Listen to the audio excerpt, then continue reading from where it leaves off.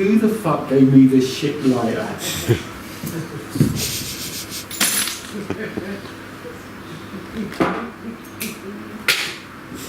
I'm very sorry about the whole time thing. I'm rushing so much. My t-shirt is actually on back to front, as you can see, with the little label here. It's all a fucking nightmare. Kiriagas has to do my makeup now, so just bear with us.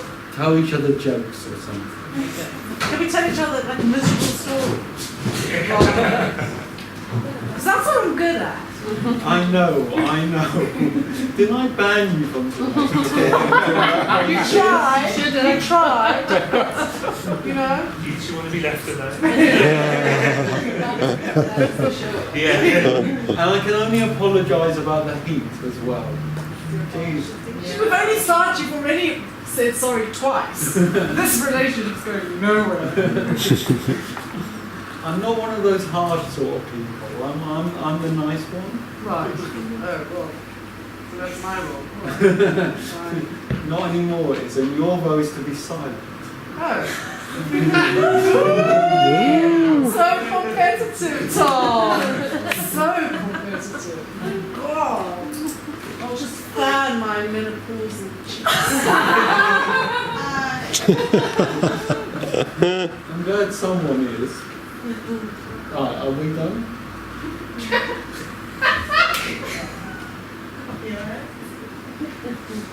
Brilliant, thank you, Kiriagas.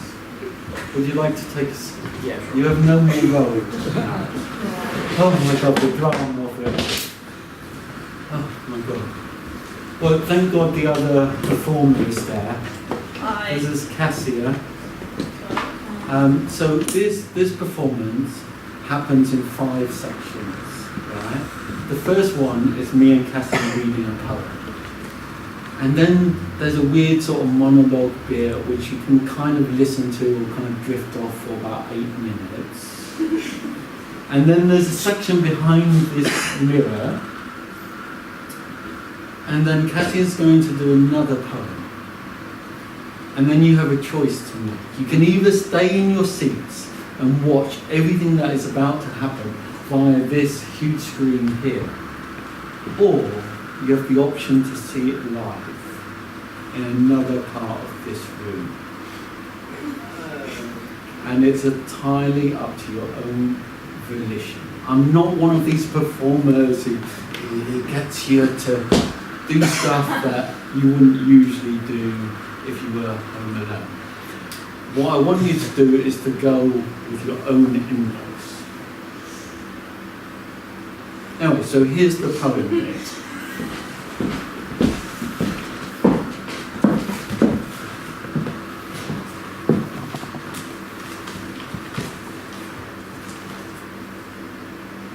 Amy was a clown who described herself as an acid maverick, pioneering the eye in a triangle she wore around her neck, falling onto a bright green t-shirt.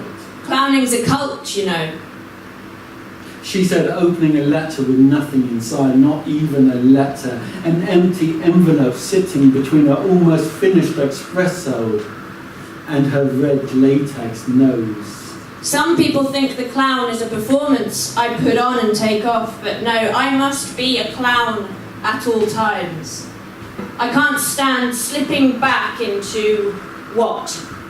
That thing, you know? She quizzed, already knowing the answer to the rhetorical proposition. Human. Human. I met Amy on a 3-week clown retreat in the cider brewing region of Hertfordshire, surrounded by trees and red noses, crisscrossing between technical mime exercises and the spontaneous screams from the bowels upward. Don't be afraid to scream, Tom. Don't be afraid to scream, Tom, she said. I said to myself. She reminded me too much of myself. That made me scream.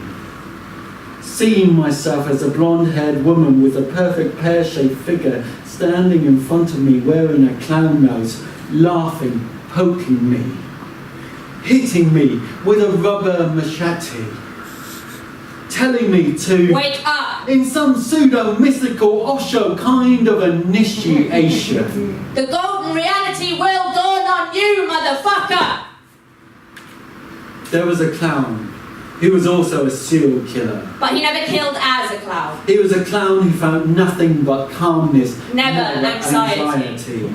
But went into a state of frenzy when he had to peel away the makeup from his skin, ripping bits of his stubble, staring at himself in the mirror. At the face he was born with. He too couldn't bear being so overly human.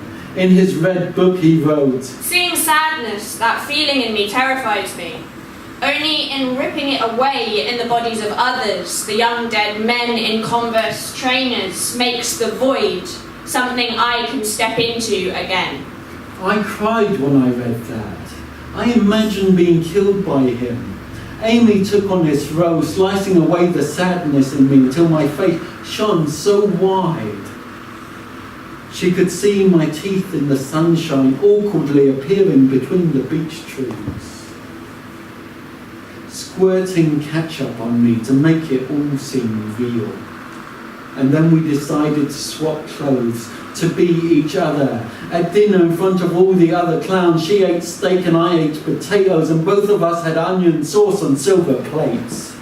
And some clowns thought we had been fucking. They imagined the whole scene, my cock right inside her, acting it out in front of us like a pantomime scene. But I shouted she was killing me for my own good.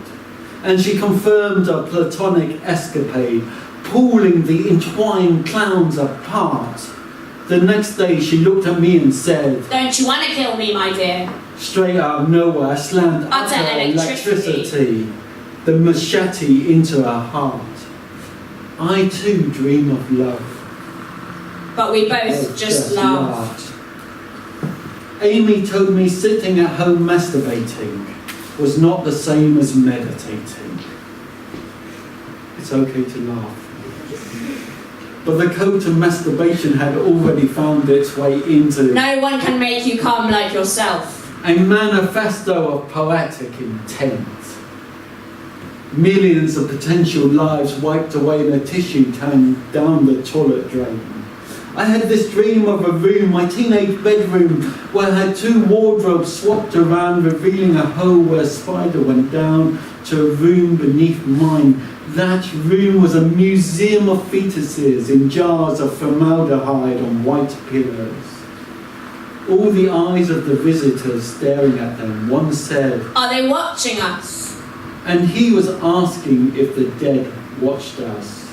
The museum guy simply stroked the visitor's back, feeling the spine beneath the burden of clothes, saying to him, When the first human died, they burnt the body, but still they could see the dead eyes watching, those eyes like spiders crawling through the tiny hairs, sprouting through the skin you are in. He said this holding a copy of Colin Wilson's Serial Killer, but with a photo on the front cover of a homeless man holding an orange balloon with the words Killing is the loneliest cult. Squeezed onto the orange rubber written in black felt tip. I was already a clown, but never a serial killer, despite the amount of sperm I threw away. You only like the serial killers because they are unable to speak of the images, fantasies, perversions in their heads. My then boss, Dr. Zoe Gemini, said to me, expressing everything with her hands. Like that period in your life when you stuttered in an utterly fucked up way, creating a wall between you and the world. She was a psychologist who loved sex and always made tea in the nude. In the morning when I would open the front door, there she was, teaspoon in hand, stirring the Harrods tea bag through the lukewarm water, out of a bottle, never the tap. At that time of the month, she was never afraid to have the string of the tampon visible. We women already know what it is to bleed out like a victim on the roadside. She said, slightly pulling out the tampon, checking herself. I was a clown sitting on the edge of her bed, attempting to find where she had lost £1,000, which she was sure was in her handbag, until she looked and found another empty bag inside. Serial killers must act out their fantasies, she said. They have no language, only their hands. Therapy is about learning to speak the strangeness that would otherwise make you kill. The clown, who was also a serial killer, But never at the same time. left a Barbie doll's head popped up in a rain-filled pothole. He wrote on the roadside, "Clown's a foreigner in a fucked up land." He's right, you know. Dr. Zoe Gemini said, drawing tentacles and testicles coming out of vaginas on her own orange balloons. She pondered. Why are most serial killers men? You know, I think serial killing is a result of a condition known as men's menstruation envy. Us women, we see death, all the failed lives, the ones never born, stacked up in the blood cells, but men fail to see this in their sperm. It's too white, too spontaneous, too much like liquid plastic over the face of a Barbie doll to be pain. She offered me a Cadbury's cream egg from a brown wicker basket, but Easter was a week away. So I took it home and put it in the fridge. You're such a clown. She said.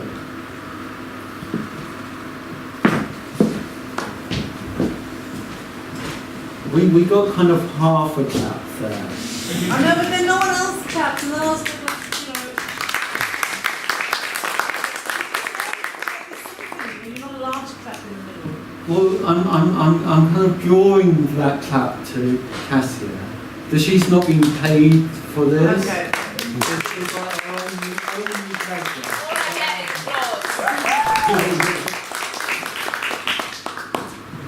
I, on the other hand, get marks. Are they permanent?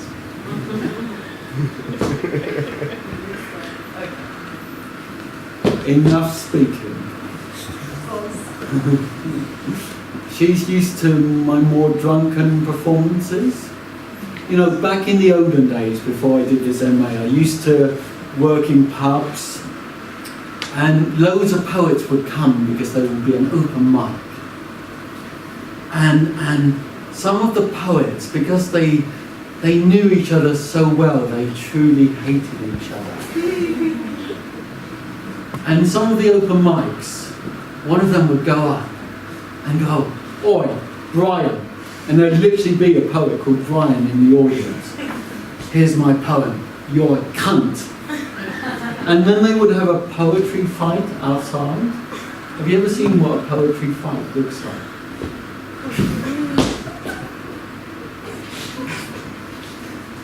I was too busy doing tequila at this point. I wasn't going to break it up. Fortunately, it was the days before YouTube.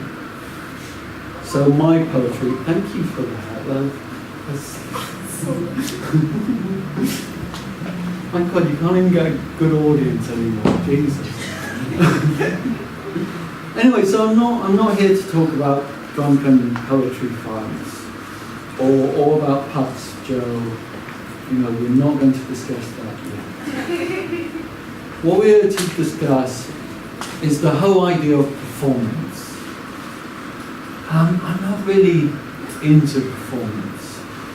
I know it's so fucking hard. But the performers are suffering more than you are.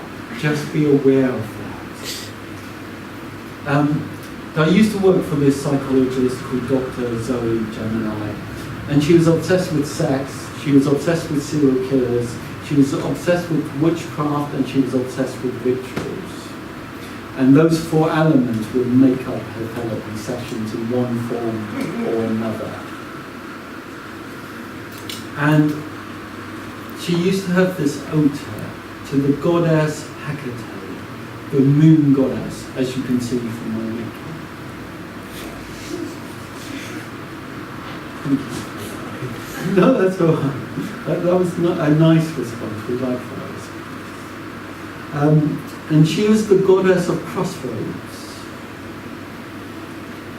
And she thought, or the Greek tradition that surrounds her, thought that magic came through those places that were in between, that didn't quite exist between reality or dreams or the imagination or the trees in the forest. And that is where you would do your ritual, to manifest your desires, to speak to the dead. She was the gateway to the underworld, to Hades, the god of death. And in preparation for this ritual, I meditated upon Dr. Zoe Gemini, and I spoke to her. I said, what sort of ritual would you like? And she said, Tom, when I knew you all those years ago before I died, you were someone who were truly uncertain of yourself. Have you finally discovered who you are and what you want in this life?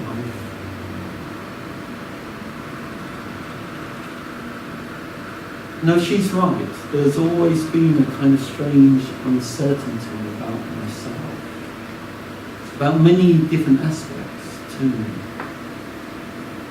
You know, my transitions between life and death, between dream and reality, between knowing who I am with absolute certitude and then the next day completely falling apart. And she said to me in a dreamlike state, how can you make a ritual out of that will bring you back to yourself? The goddess Hecate is described in the Greek word physis, which means nature, and Heraclitus, the pre-Socratic philosopher, famously said, physis, nature, loves to hide. Everything that is inside of you that makes you who you are hides behind its surface. How can you acknowledge that in a ritual? And I said to her, Dr. Zoe Gemini, I would call her Zoe, but it's more poetic in this context to say Dr. Zoe Gemini. It would involve pain, I said. She said, well, it's very hot in this room already. I said, you are correct. It's almost like she's behind me right now. It's very hot in this enclosure. And we can see you have candles. Is that what you're going to use for your ritual? Dr. Zoe Gemini, yes, of course. That's all I have in this still.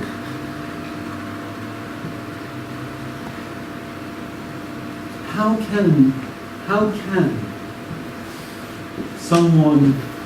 can someone make true the thing they can only feel on the deepest level? How can they make that something real in the world? Why else would we bother doing things like theatre and writing, painting and fucking and lying in bed, just having those random thoughts, images jump into our heads?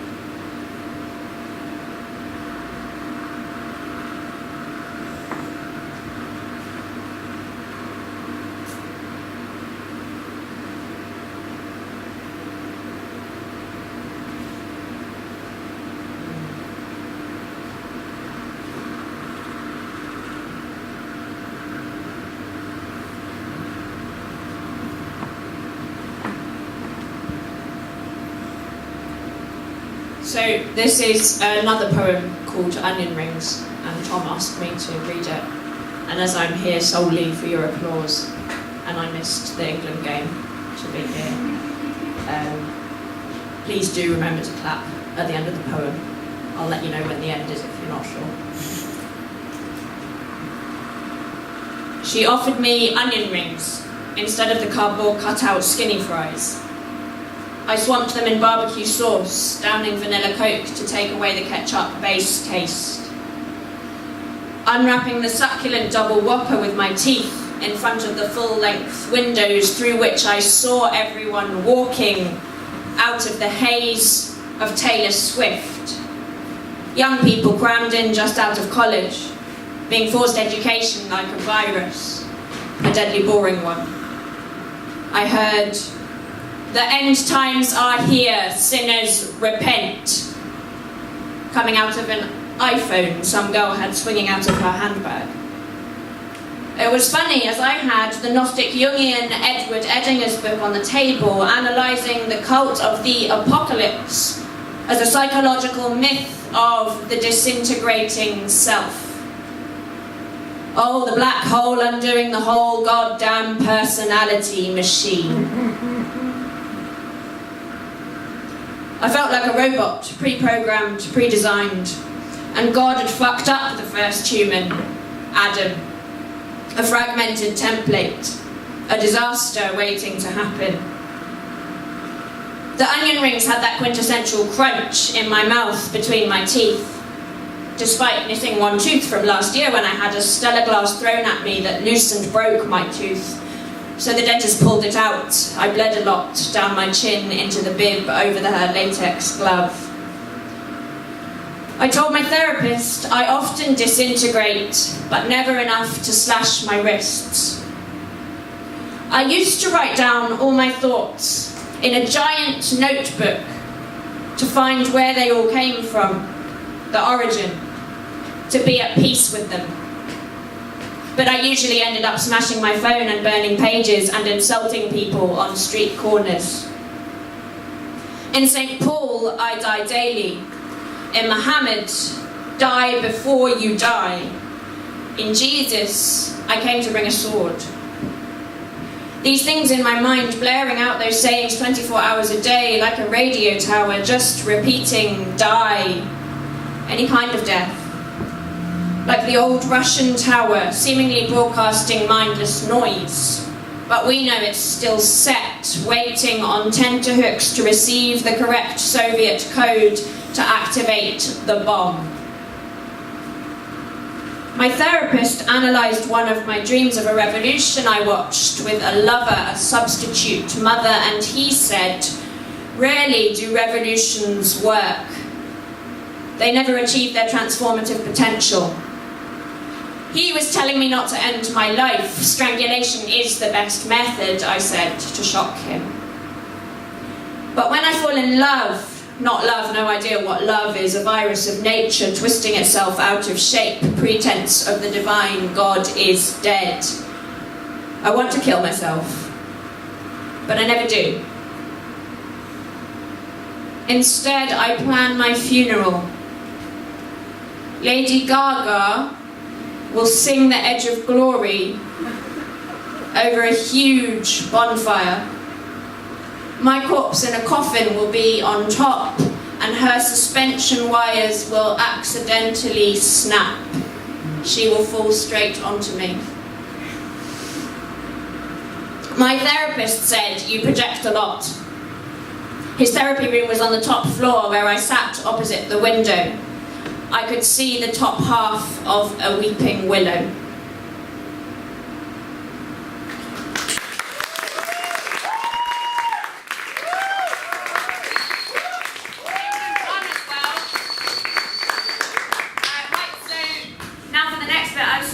Told you you've got two choices. This is the time of your choice. You can either stay in your seats and watch on the big screen, or if you're feeling a bit more daring, a bit more adventurous, you can stand up and follow me to watch it in the flesh.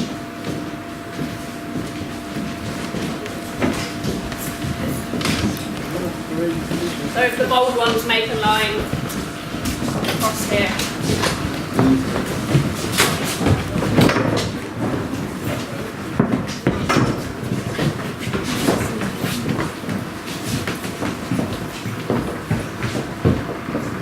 those on the top platform could maybe sit down like Victoria has when she walks behind.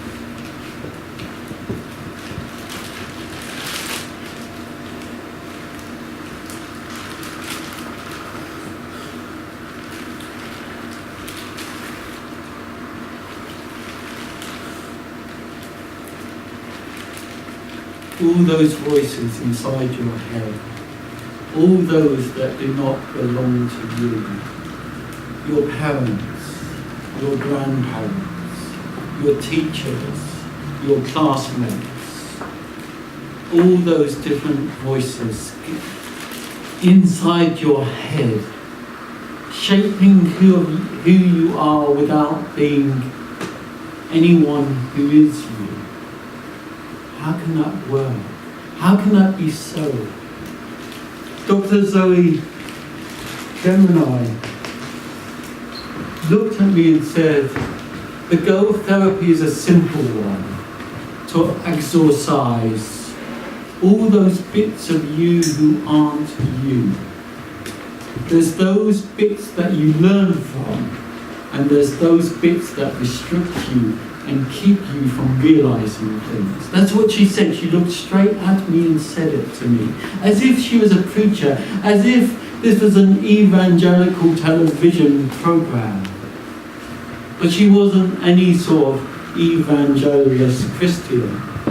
She was just a witch who looked at me in the eye and said, you know, at some point, Tom, you must find your own, my voice. And just for a moment, I glimpsed something behind her. A face of a dog, of a serpent, of a lion, of Hecate looking down upon me.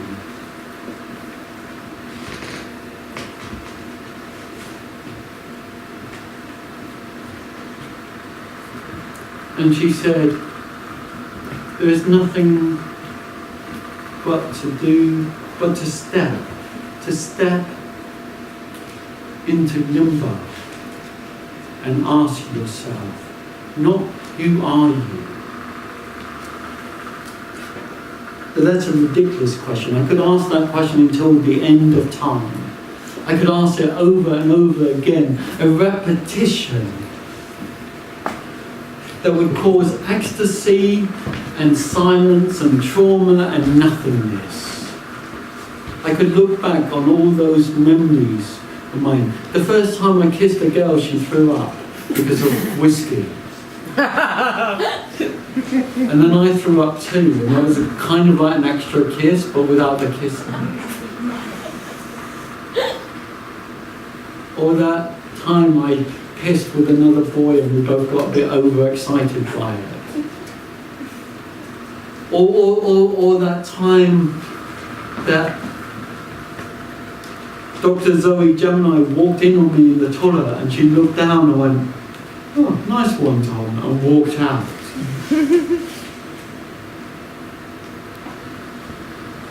But the question is different from that. The question is more, what do I do? How do I live? And what can I share of the extremely subjective nothingness I call myself?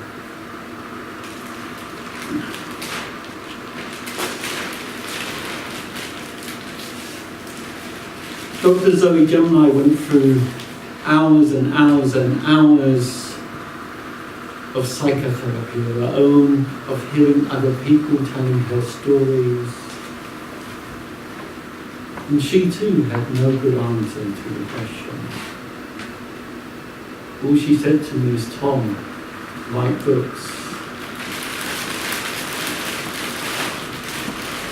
But no, Dr. Zoe Gemini, Instead, I'll stand here, covered in wax, in front of a whole fucking audience, on an MA in contemporary performance practices. And she would say, Tom, you've got to do what you've got to do.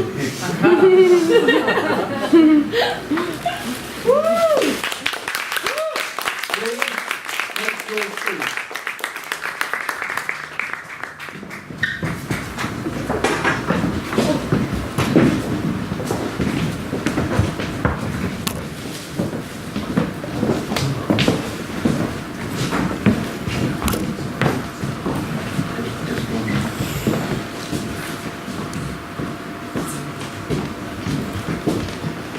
So this is Cassie with them. Oh, I'm here. Come. I thought that was the end of the chat. No, you remember that little bit we rehearsed? It was the only bit we rehearsed. Cool.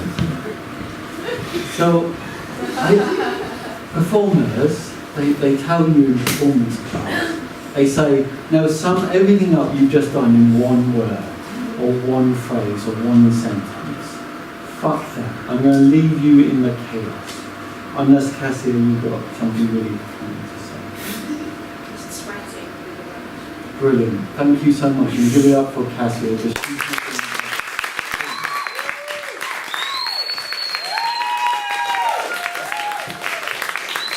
are now going to a state.